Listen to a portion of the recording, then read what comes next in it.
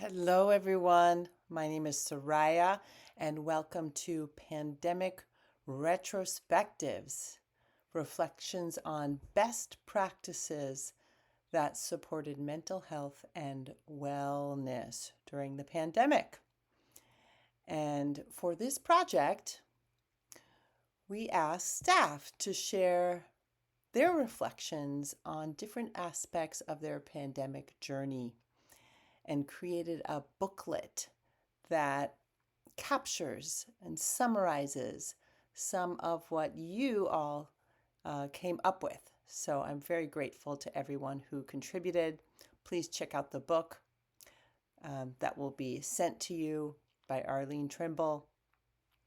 And for this video, I would like to review a few of the categories that were covered in the questions that we asked and also in the book.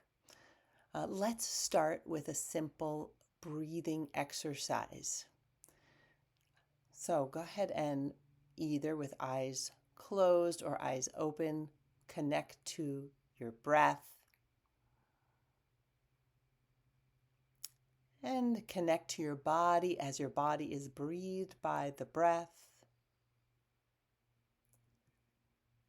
Notice where in your body you feel any kind of ease.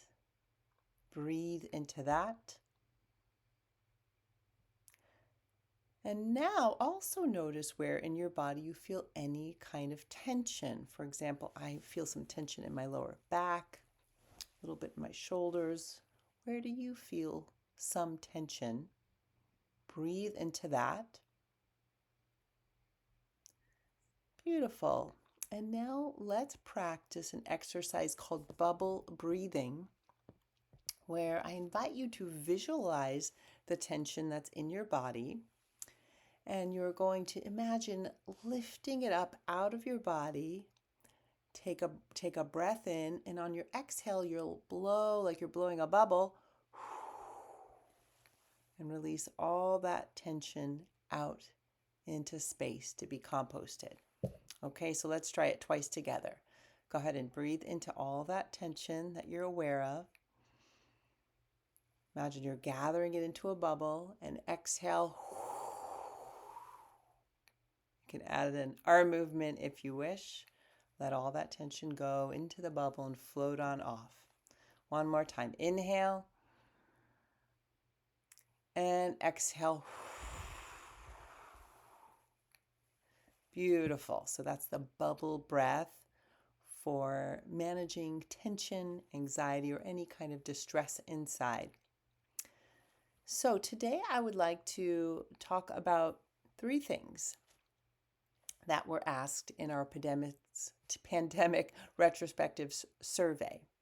One is, what were the significant challenges that were faced? Two, what are some favorite practices for stress and anxiety and the challenges that you all faced, that we all faced?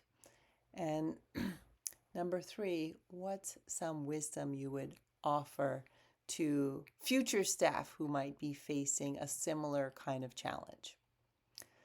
So, number one, what were some of the challenges that were faced? Well, the challenges came in a couple of categories. One had to do with fear and panic, fear for your well-being, our well-being, fear for the well-being of others, fear for the well-being of loved ones. Another significant challenge had to do with isolation. And the flip side of that being lack of connection. So that quality of being isolated was a theme that came up in the challenges.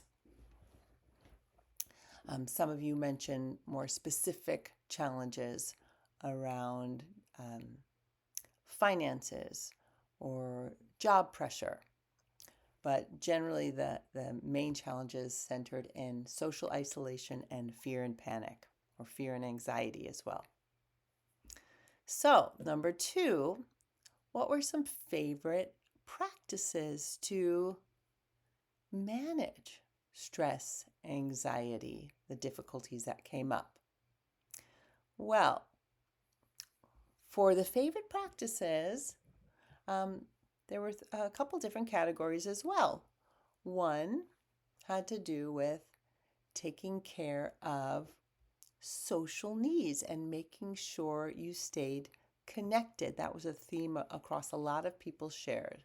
Finding ways to connect, Zoom talks, calling friends on the phone, going outside with loved ones.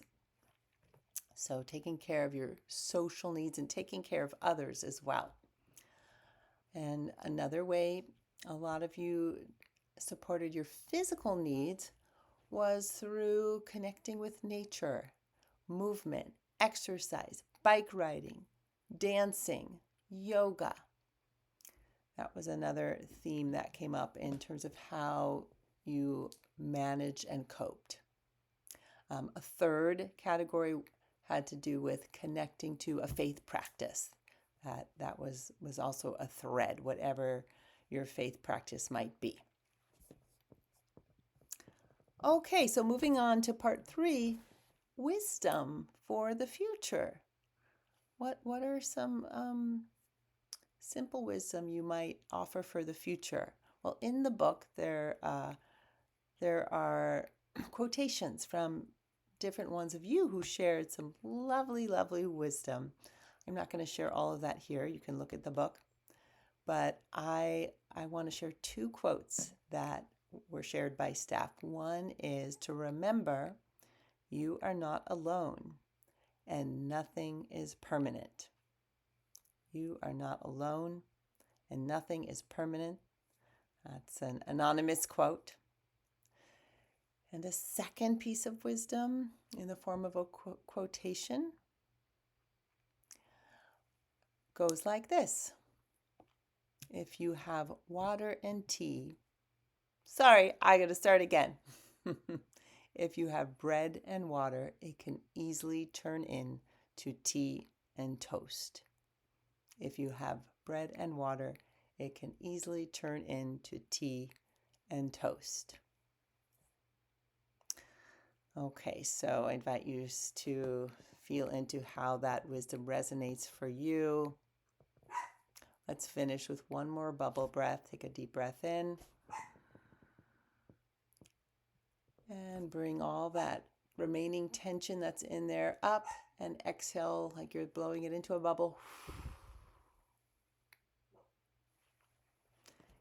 Thank you, everyone. Have a beautiful day.